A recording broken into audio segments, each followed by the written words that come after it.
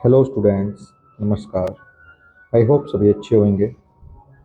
तो बेटा, आज हम दोबारा हैं क्लास 9 के सैम्पल पेपर एसएसटी के, और आज फिर से हम 20 एमसीक्यूज करेंगे रिवीजन।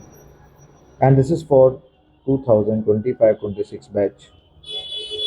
सो उसी के अकॉर्डिंग बच्चे इसको रिवाइज करें। आइए शुरू करते हैं। तो सबसे पहला हमारे पास जो क्वेश्चन है बच्चों, ये है मैच द फॉलोइंग। चलो, यहाँ पर सबसे पहले हमारा मैच द फॉलोइंग देखने के बाद काम होता है कि लिस्ट 1 और लिस्ट 2 के सभी ऑप्शन को एक बार जल्दी से देख लेना। तो treaty of Versailles, rested fire, Hitler youths और स्ट्रॉम स्टूपर्स। तो created the national Nazi parties parliamentary wing या paramilitary wing. Next, imposed hard penalties on Germany after world war one. तो वर्ल्ड वॉर वन के बाद जो harsh penalty लगाई थी वो तो मैं तुरंत याद आ गई कि ये ट्रीटी ऑफ वर्सेल्स है। सबसे इजी ऑप्शन यही था। इसका मतलब सेकंड का फर्स्ट का सेकंड।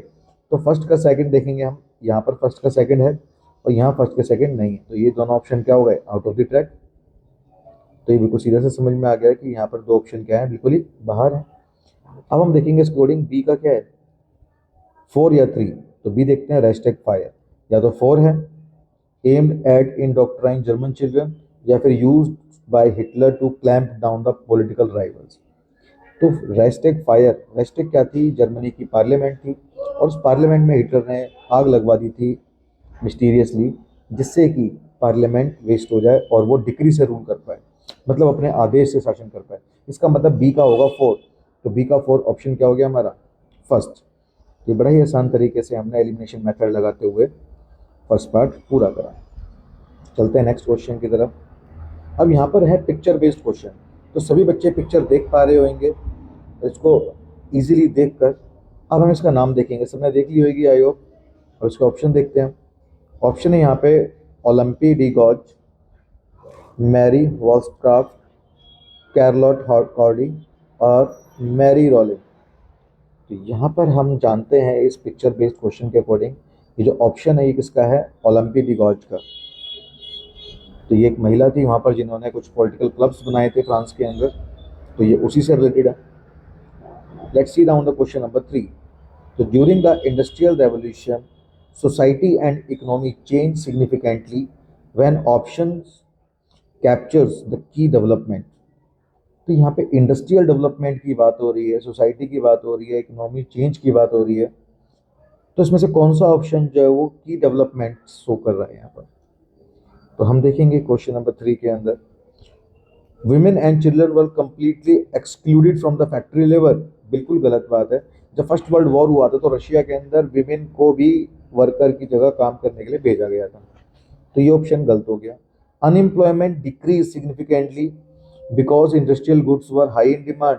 नो, इंडस्ट्रियल जो प्रोडक्ट्स हैं वो उनकी डिमांड कम हो गई थी हाई की जगह पर, और अनएम्प्लॉयमेंट डिक्रीज नहीं हुई थी, बढ़ गई थी। दोनों ही उल्टे पॉइंट बता रखे हैं इन्होंने, तो ये ऑप्शन भी गलत है हमारा।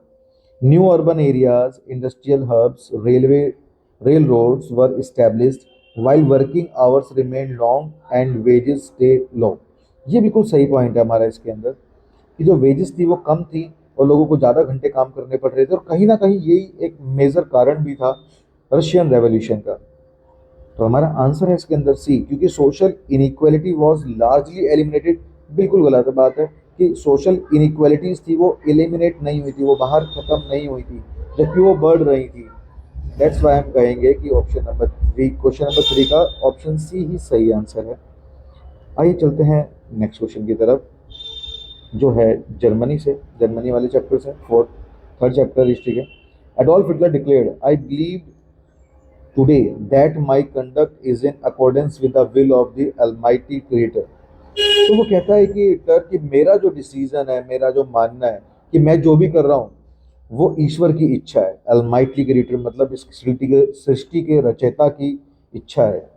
तो इस स्टेटमेंट से सबसे ज़्यादा नाइजी आइडियोलॉजी में क्या रिफ्लेक्ट होता है, तो क्वेश्चन थोड़ा सा ट्रिकी है, आराम से पढ़ने की कोशिश करें, इसको 2 से 3 बार रीड करें। तो पहला ऑप्शन है the believe that Hitler was guided by divine approval of action. तो यहाँ पे डिवाइन का मतलब है भगवान का, दिव्य, कि हिटलर जो है वो बिलीव करता है कि उसको भगवान गाइड कर रहे हैं, उसको गॉड गाइड कर रहे हैं कि जो भी वो कर रहे हैं। और यहाँ पर भी क्रिएटर ऑफ अलमाइटी मतलब कि गॉड की ही बात हो रखी है। तो option number A is right answer. चलो आगे चलते हैं। अब हम चलेंगे क्वेश्चन नंबर 10 की तरफ। आइए ज्योग्राफी सेक्शन की तरफ हम आ चुके हैं। अब हम कर रहे हैं question number 10 which is which geographical feature explain the division of the Indian Ocean into two water bodies on either side of the Indian Peninsula। तो यहाँ पर इसमें से कौन सा ज्योग्राफिकल फीचर है जो इंडियन ओशियन को दो वाटर बॉडीज के अंदर side by side in peninsula में डिवाइड करता है। पहला, presence of mountain range on the eastern coast. नहीं, माउंटेन रेंज ऊपर की साइड है ईस्टर्न घाट की तरफ, जो इंडियन ओशन के पास नहीं है। The tapering shape of the southern Indian land mass. अब यहाँ पर देखो किसकी बात हो रही है। एक्चुअली मैं तुम्हें बताऊं यहाँ पर कि ये जो इंडियन ओशियन है, इस इंडियन के ओशियन के ऊपर जो इंडिया का जो स्ट्रक्चर है कुछ इस तरह से।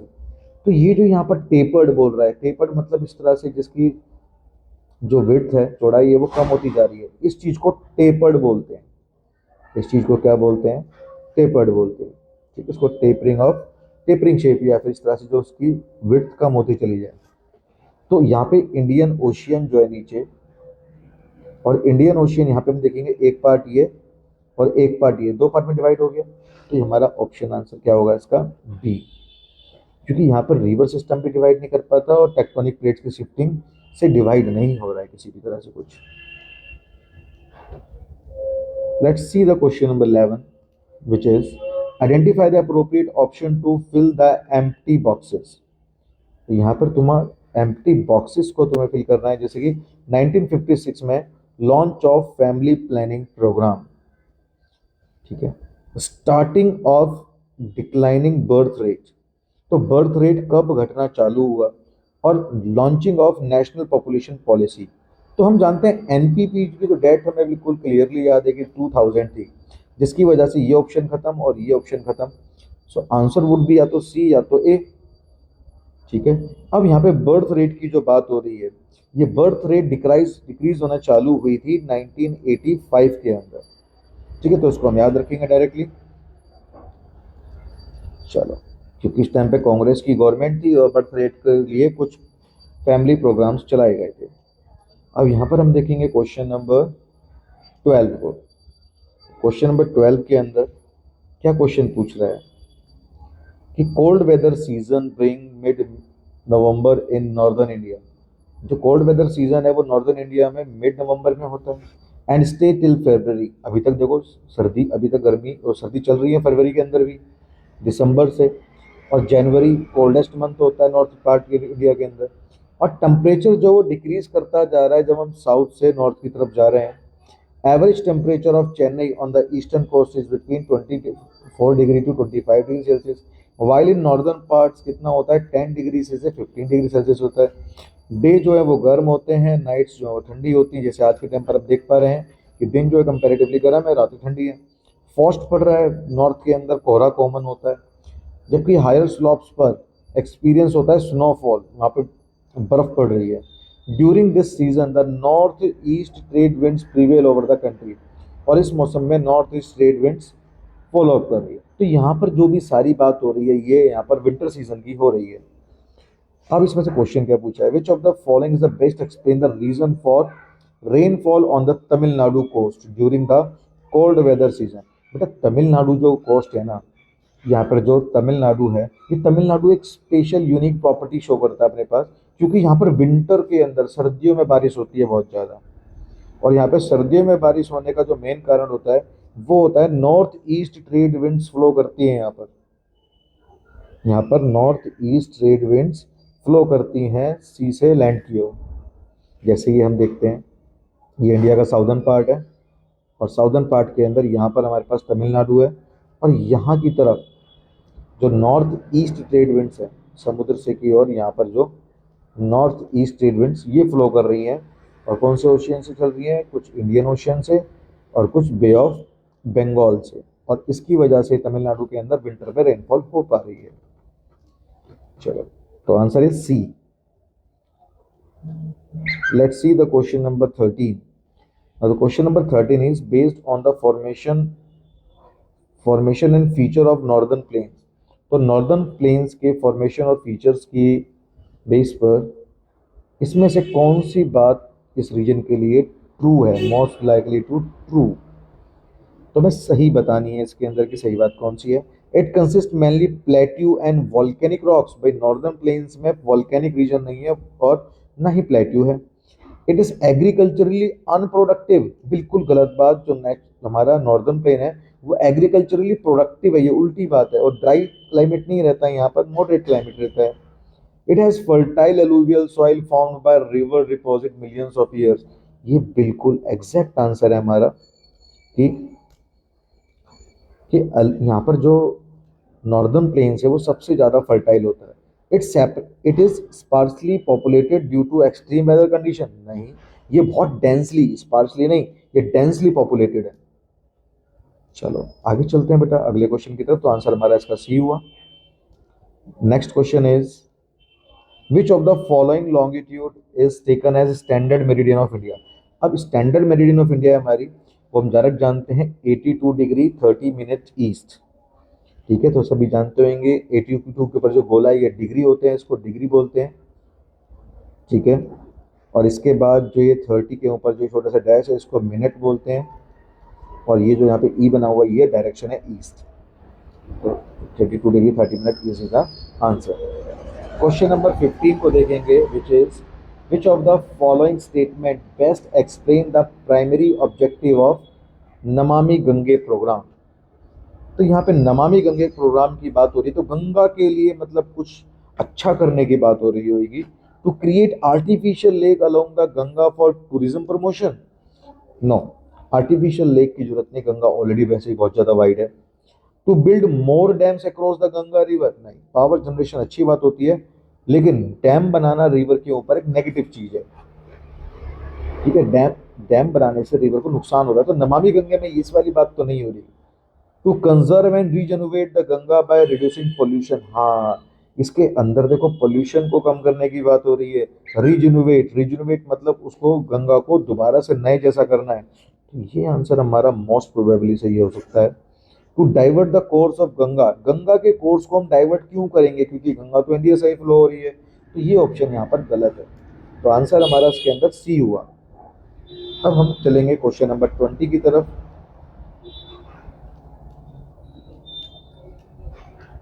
which is political section।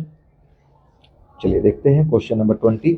Which of the following statements best explain why Pakistan under general Pervez Musharraf was not considered true democracy.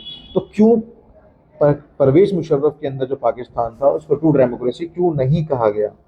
पहला option, elections were held and representatives were chosen by people. भाई ये तो बिल्कुल गलत बात है, क्योंकि ये नॉन डेमोक्रेटिक है। नॉन डेमोक्रेटिक में इलेक्शंस नहीं होते हैं, रिप्रेजेंटेटिव्स नहीं चुने जाते हैं। यहाँ तो जनरल परवेज मुशर्रफ जो है वो एक सेना के अध्यक्ष थे, मिलिट्री के चीफ थे। Second option, the final decision making power rested with military officer. बिल्कुल सही बात है, इलेक्टेड रिप्रेजेंटेटिव्स नहीं करते, जबकि मिलिट्री के ऑफिसर्स फाइनल डिसीजन लेते हैं। The civilian cabinet was independent in its functioning. जो सिविलियन होते हैं, जो आम जनता होती है, सिविलियन कैबिनेट वॉज इंडिपेंडेंट। और जो सिविलियन की जो कैबिनेट होती है वो कंप्लीटली क्या होती है, इसमें इंडिपेंडेंट होती है, मतलब उस पर कोई फंक्शनिंग उसकी डिपेंड नहीं करती। तो ये दोनों बात इसके अंदर, ये बात भी इसके अंदर गलत है। क्यों, इस सिविलियन का इसमें कोई लेना देना नहीं हो पा रहा है। पर general Musharraf who had held the final authority was not elected by people. बिल्कुल सही बात, परवेज मुशर्रफ को चुना नहीं गया था। तो यहाँ पर हमारे दो ही पॉइंट सही आ रहे हैं, सेकंड और फोर्थ। और सेकंड और फोर्थ वाला ऑप्शन यहाँ पर सिर्फ बी है, तो B is your right answer. Let's proceed towards the question number 21, which is a cartoon-based question. In which you can see clear picture of a election campaign timing.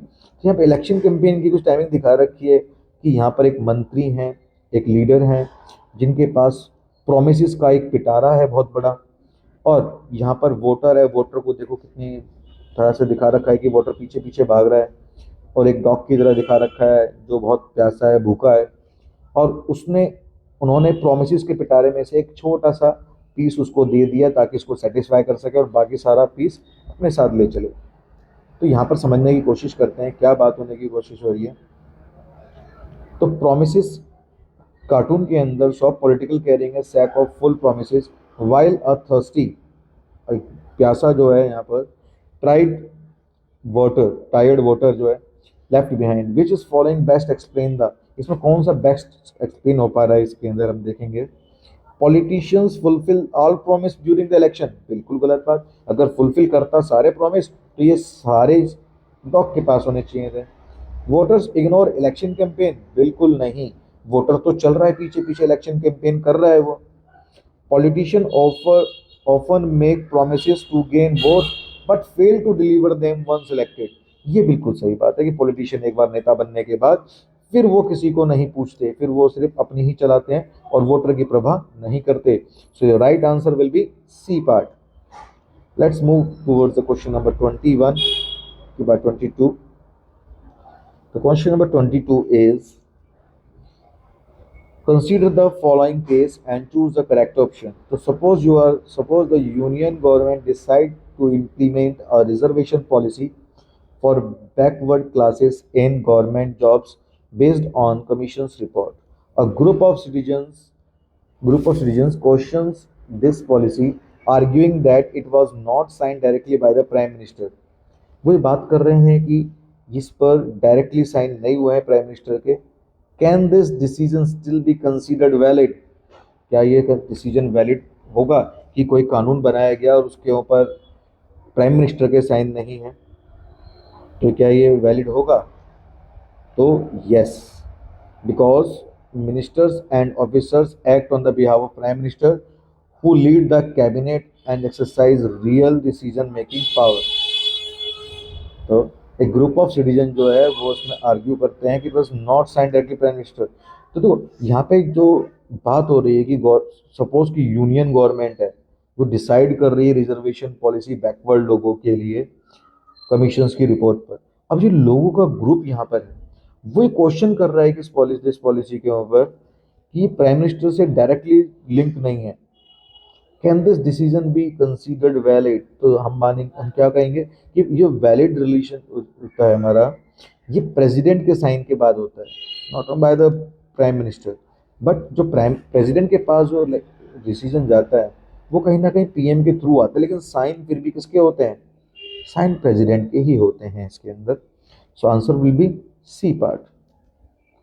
चलिए आगे चलते हैं। Next question is 23 which is assertion based question. अब इस question के अंदर हम देखेंगे यहाँ पर क्या बोला गया है। Apartheid government in South Africa came to an end through violent revolution, बिल्कुल भी नहीं, यहाँ पे किसी तरह का वायलेंट रेवोल्यूशन नहीं चला था।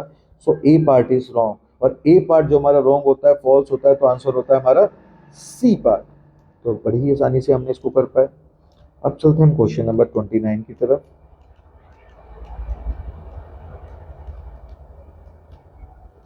Which is an economic part. तो इकोनॉमिक क्वेश्चन को हम करेंगे इकोनॉमिक्स के। Which of the following situation best represent the concept of social exclusion?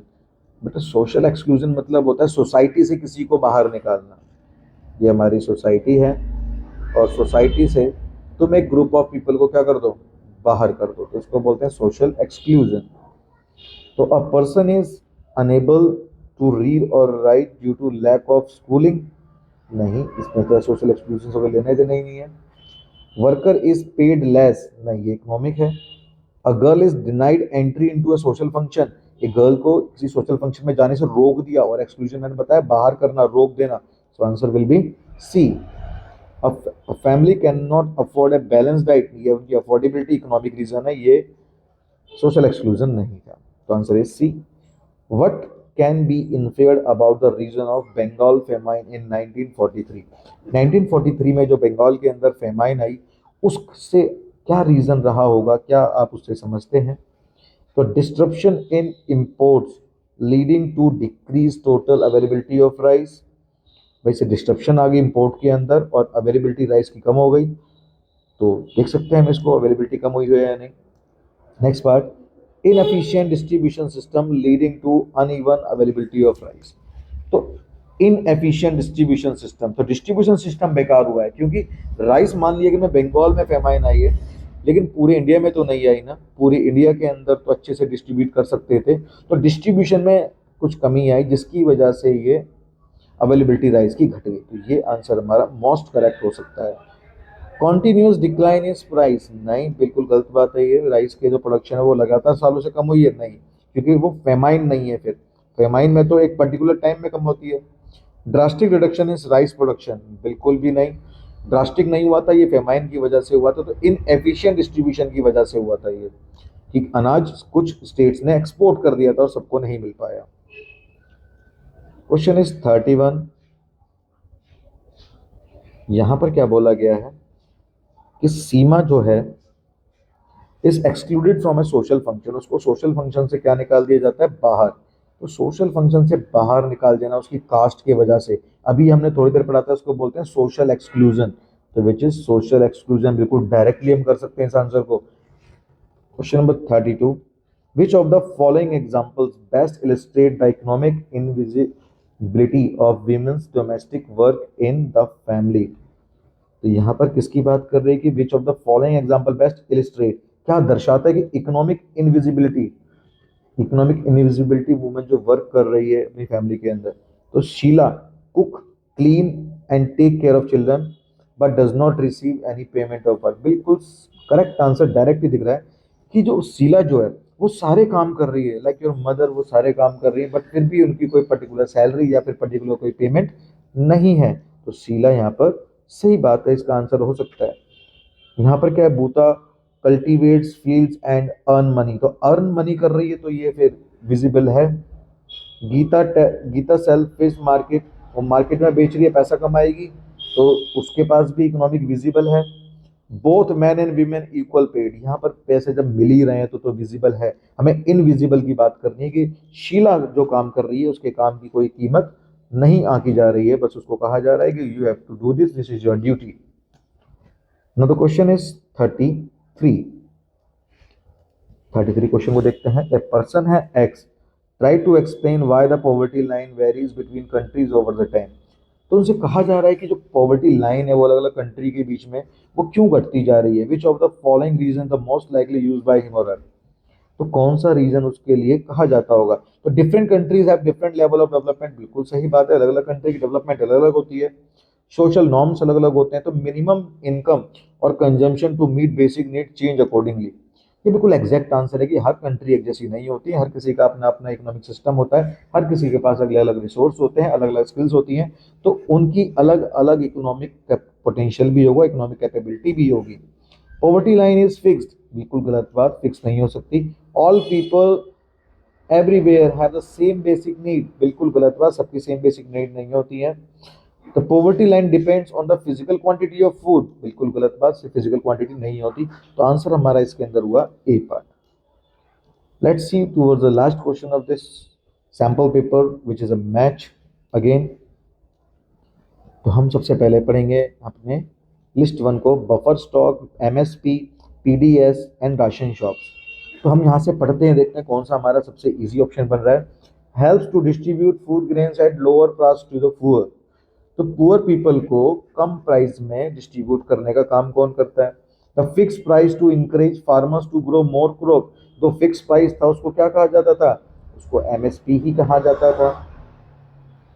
ठीक है, अगला, the PDS, the food grain store to meet storage and calamities, तो food grain जो स्टोर करके रखा जा रहा है वो किसके लिए रखा जा रहा है बच्चों, वो रखा जा रहा है बफर स्टॉक को रखा जा रहा है स्टोर करके। तो यहाँ पर हमें दो ऑप्शन मिल चुके हैं, shop selling food item subsidize price, ये राशन शॉप्स हैं। तो डी का 4, तो डी का 4 किसके अंदर है बेटा, इसके अंदर डी का 4 नहीं है, डी का 4 सिर्फ ए ऑप्शन में है, तो answer A is correct answer. तो यहाँ पर सभी देख पा रहे हैं हमने बहुत इजीली सारे एमसीक्यू अपने कवर करें। और आई होप सभी बच्चों को ये समझ में भी आए होंगे। और फिर भी अगर किसी बच्चे को कोई दिक्कत आती है, कुछ किसी क्वेश्चन में समझ में नहीं आया, तो वो कमेंट कर सकते हैं, मुझे लिख सकते हैं, ठीक है। और हो सके तो सभी बच्चे इस वीडियो को देखने के बाद इसे लाइक या सब्सक्राइब कर सकते हैं चैनल को, ऐसी वीडियोस और पाने के लिए, ठीक है। थैंक यू बच्चों, मिलते हैं नेक्स्ट वीडियो के साथ।